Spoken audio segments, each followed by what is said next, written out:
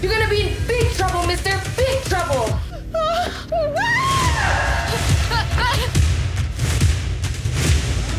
Where are you?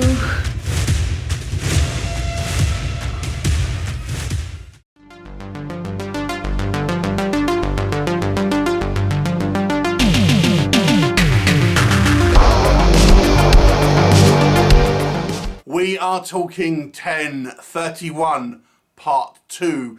This is a lower budget horror anthology movie, obviously the second movie of this series. There is a third movie in development as well, and they're all kind of like Halloween based kind of short movies with a kind of neat little kind of surrounding opening scenes as well. So I somewhat kind of enjoyed the first movie. I gave it a 5 out of 10. How does this second one kind of play? Let's discuss. So this one actually, it has a little bit more structure in a way. We actually get a few kind of faux trailers.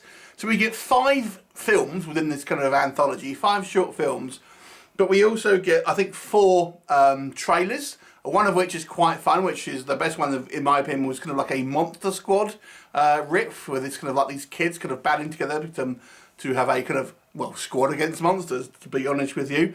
I think the trailers were okay, but they didn't really kind of do anything too kind of funny or clever.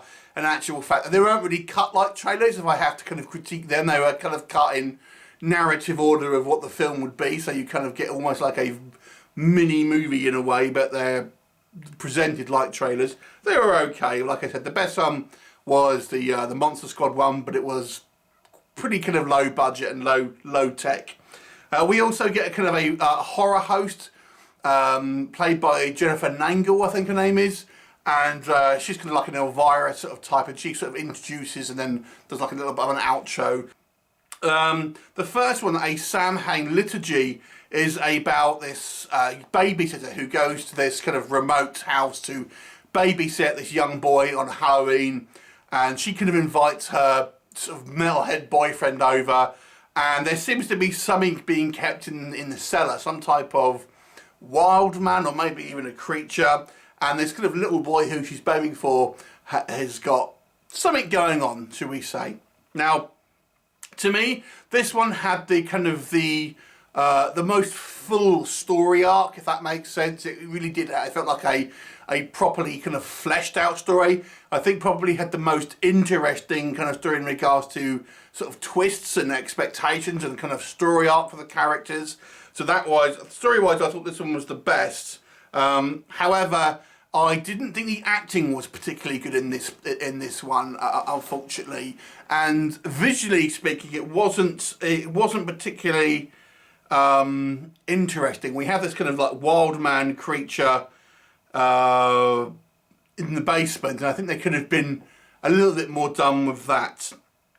The next one is Deadlift, which is kind of a somewhat of a surreal film, to be honest, and it's about this kind of Uber driver, and he picks up this guy dressed up as a vampire who may or may not be human, and it kind of goes into a kind of metaphysical kind of conversation between these two sort of characters. I felt this one was quite dull, to be honest, and it seems very self-indulgent, and to be honest with you, quite silly. However, I thought the makeup was quite good from a horror perspective, and then the best thing about this one for me was the music. I thought the music here was pretty strong, but overall I wasn't a huge fan of this one. I just thought it was just like kind of boring, to be quite honest with you, and I think it was trying to be a little clever but just seemed a little bit self-indulgent.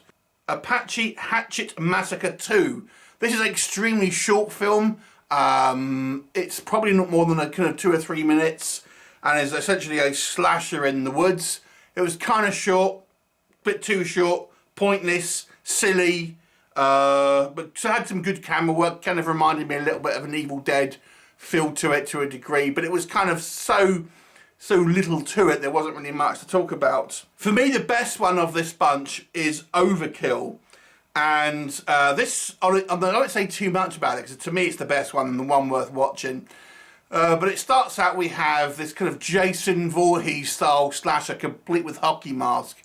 And, you know, he's kind of doing his thing. And he seems to be stalking this kind of particular kind of like girl who's babysitting again on Halloween night. But there's things that happen, and we see it kind of has a few other kind of horror elements within this, and it's kind of quite a fun horror comedy with kind of like quite a good gag, I think, in it, and that was quite good. And the last one we have is Sister Mary, where we have this injured nun who seems to be not particularly altruistic and is a little bit kind of off the path. It has a cool looking monster in it, and that's all I can really say positive about that one, because I have to be honest with you, this Sister Mary one, and this is the same director as the first one, I believe, the Samhain Liturgy, and it's a couple of the same actors. I didn't really understand what was going on with this film. To me, the story of this one was all over the place, and I didn't really get where it was supposed to be going. You know, it's all kind of about temptation and all of this, and but to me it was really messy and very kind of just pointless and silly. I have to be honest with you, Overkill to me was the only good story. Samhain Liturgy was okay, had some good story elements, but I didn't think it was the best in regards to what was in the story, if that makes sense. The overall idea was good, but it wasn't executed particularly well. So that leaves one, to be honest with you, in my opinion at least, one good story out of 4, and then we have some somewhat pointless filler as well. So I have to be honest with you, I wasn't overly impressed with this anthology. Now I will admit, I'm not the biggest of anthology fans, because you seriously lack in characterisation with short films, and this is one of the drawbacks with it. So bear that in mind. But to me, it was not as strong as the first one, and it's extremely low budget. It's not a polished film, so I'm gonna give it a 4 out of 10 because Overkill was good. Samhain Liturgy wasn't bad. It was just a little kind of rough around the edges.